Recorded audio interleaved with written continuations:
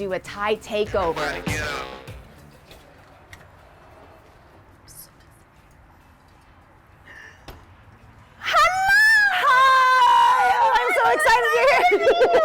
Oh my goodness. Welcome to my home.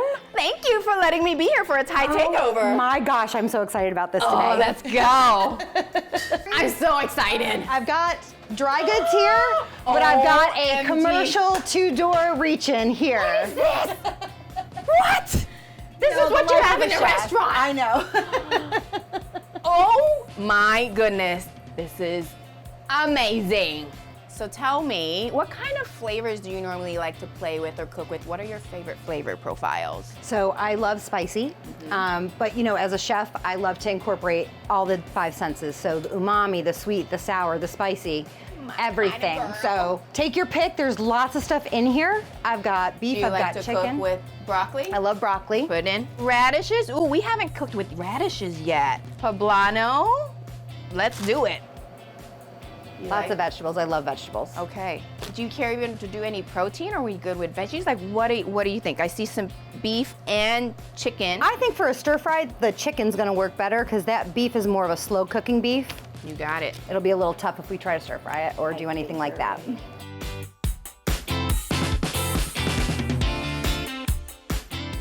We just came out of your amazing fridge and pantry. We have everything laid out, and I'm very inspired because these are ingredients that we actually haven't used yet. I want to use something that's non-Asian. Like, I want to be challenged. What do you have that's a non-Asian carb? So you know I have an Italian cooking show. Yes, So I I love always it. have pasta in my house. I would love to play Spaghetti? with pastas. Yes. Oh my God, I'm so excited now.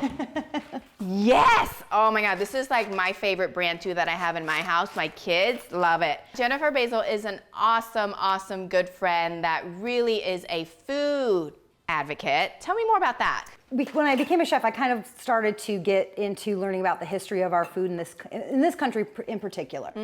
And unlike other countries, we have a lot of factory and processed foods. You don't find that in Italy. You don't probably find that. Do you find that in Thailand, or is it mostly fresh? No, it's very fresh. So I advocate for teaching people nutrition, teaching people how to eat like we did hundreds of years ago before factories took over. So organic, non-GMO, get to know your local farmers, eat seasonally. That's really where my heart lies. That is so awesome. I am super excited. Well, since she is the Italian chef, can you be in charge of maybe boiling up the spaghetti? I will. I'd be happy to. Okay, because I have a whole bunch of questions when we're boiling up spaghetti. What's your secret on cooking the best? Yeah. So I'm gonna start, we gotta get the water boiling. You always want that to be at a rolling boil before you put your pasta in. And I salt the water, which you should. Pasta's just gonna taste like bland flour if you don't. So you want your water to be salted like the sea, just like the ocean. So I also see a lot of YouTube videos where they put oil in their water.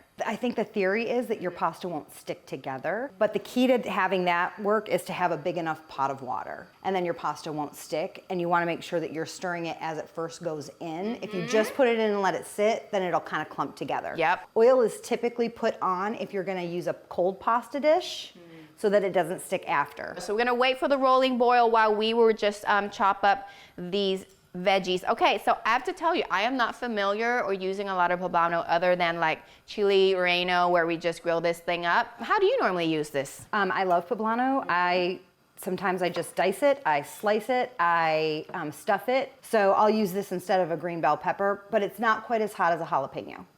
So you can still get the spice level from it without going so Latin. It has a good heat to it. Yeah, I love it. Yeah. It's like a spicier bell pepper. Okay, then that's how we're gonna use this. And I am also making sure that I have just a little bowl to just throw everything in, because it's all about have everything ready, right? Do you That's normally right. have like a little bowl so you can throw all your... When I do Asian food, 100%, I think that you should do it no matter what you're cooking, because you don't want to be in the middle of a recipe and go, oh, I forgot this, and then that gets burnt or it gets overcooked because you have to stop and go, cut something. Yep. You should always have all your food, but especially because Asian dishes typically cook very quickly, you absolutely have to have everything ready before you start. I am already loving all this color. We got orange, green, we're gonna do some purple. I'm gonna use this entire quarter of the beautiful purple I'm onion. already salivating thinking about what we're gonna make. I'm so excited. This is so exciting. All the flavors we're gonna get out of this, and then just adding, I love zucchini. I like to cut this like at a,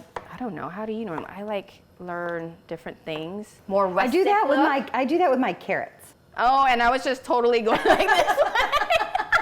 And you're like, Nikki. Hey, but that's what's great. Everybody has different techniques. It doesn't mean that one cooking technique is bad So or wrong. true. We all learn from each other. Yes. So, you know, and I love that you get different shapes because that also lends to making the dish beautiful. If everything's cut the same way, it kind of blends all together and then you don't get that vibrancy in a plate. I literally have been cutting everything a little bit different, but yet still similar thickness. And it also depends on how hearty that particular veggie is. Like for the broccoli, you know, it's gonna take a little bit longer to cook than, I don't know, the asparagus, something that's like more lighter, yeah? Yeah, absolutely. So I don't think I've even told you yet what I have in mind. You're just like, Nikki, just I chop know, away. I trust her.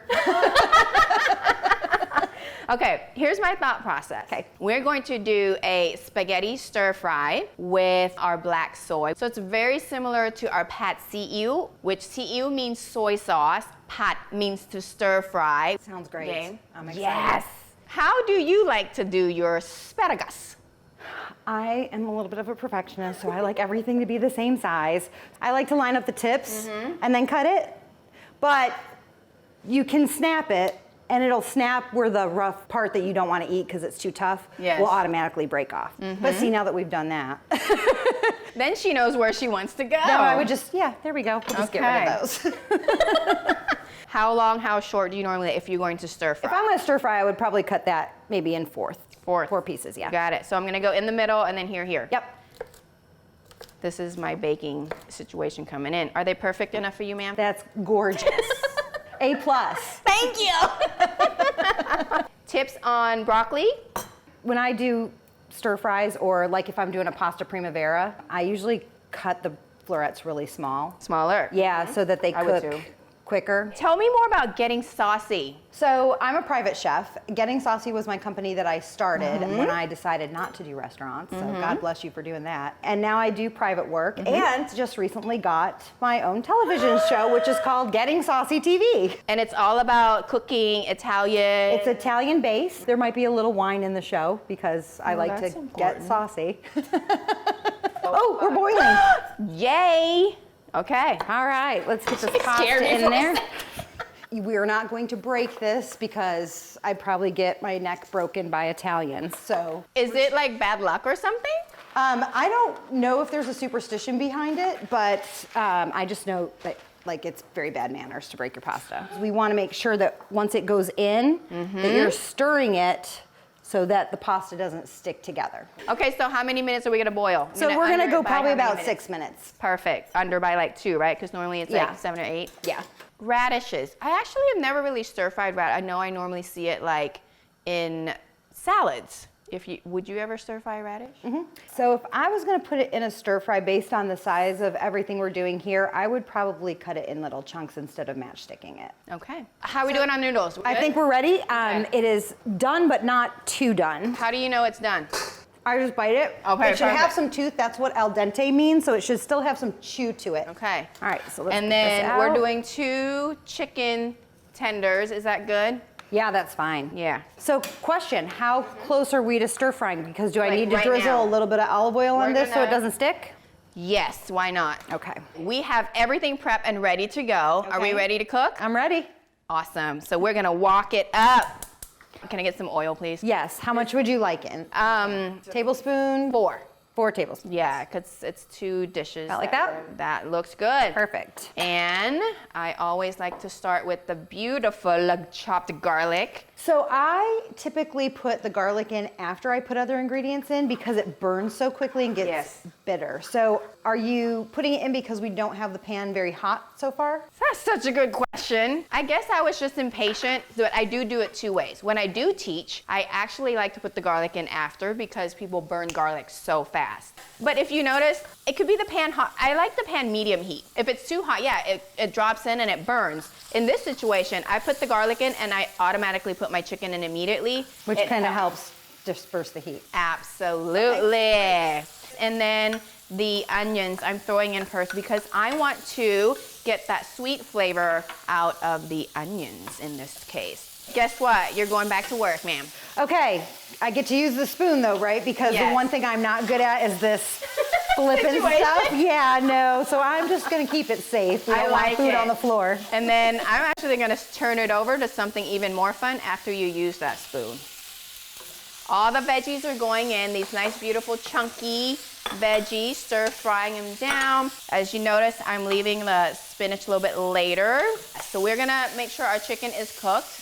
Absolutely. But at this time, all the veggies also get to start getting cooked at the same time. Yeah. Garlic just gives me that little zen feel. Is that weird? No. Okay. Wine usually does that for me. Oh, there you go. We all have our own thing, which is interesting enough. Okay, chef, when are you ready to put the spaghetti? I think the chicken's ready. Everything looks beautiful. I think we've got some nice crunch in there, but not raw. Yes. So I think we're ready. Let's do it. All right, you want noodles in before? I'm gonna just throw in a little bit of, just so that it kind of gets out of the way. Because look, the spinach can, flying around, can take over the entire pan. I did wash my hands. Yes, you did. And at this point, since you are doing that, the tongs are a lot easier to use when you're stir frying with noodles. Yeah. Let's add some awesome sauce so that really that spaghetti. I'm so excited to try this. We're getting saucy. So that caramelization is gonna start happening. There is, sugar, molasses, black soy, so smoky, yummy. Look at that. Yeah, all the juices from the veg. It's so pretty. And we didn't add any salt or pepper. Sauce has enough salt, being that it's a soy, that we don't need to add any additional. Turn the power down and let's plate this up. Sounds great. So I'm plating? You plate because I've got this. So I'm gonna get some wine poured because I think it will go really nice with this. Do you want a Jennifer pour or like a normal pour? I would like an Asian pour. So you tell me when. Okay. You're about to see what a Jennifer pour is. I'll be good. Maybe just a little more. A little more? A little more. Okay. Okay, you're gonna drink all of that by the time we're done eating. No, but I might have a sip. I'm doing the spaghetti spin. Love it, creating like height and pretty presentation. Get lots of the vegetables on there. Pretty veggies on top. Weren't we gonna add some more spice though? Yes, I have this chili spice mix that is really awesome. No, wait, I have it. You have my... I was at Central Market here in Texas and they carry it and I thought, I've gotta get it to support my friend. So I actually do. Okay, let's use her stash then. So one is extremely spicy and one is not, but still spicy. I'll let you do the honor. Oh, thank you very much. I am a pro at this. Ooh, I'm so excited. Oh, now we got some red. Oh my gosh. So good. Okay, I love the spice. I love the vegetables. So good. And that sauce, holy cow. Cheers. I love it. Thank you so much.